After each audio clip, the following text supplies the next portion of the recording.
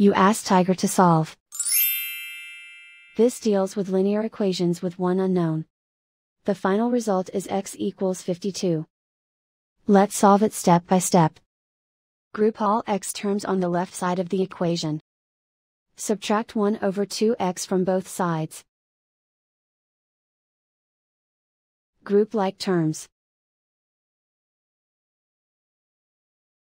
Group the coefficients. Convert the integer into a fraction. Combine the fractions. Combine the numerators. Group like terms. Combine the fractions. Combine the numerators. Reduce the zero numerator. Simplify the arithmetic. Group all constants on the right side of the equation. Add 20 to both sides. Simplify the arithmetic.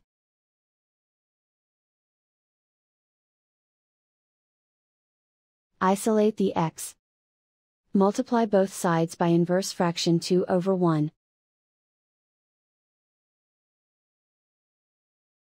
Group like terms.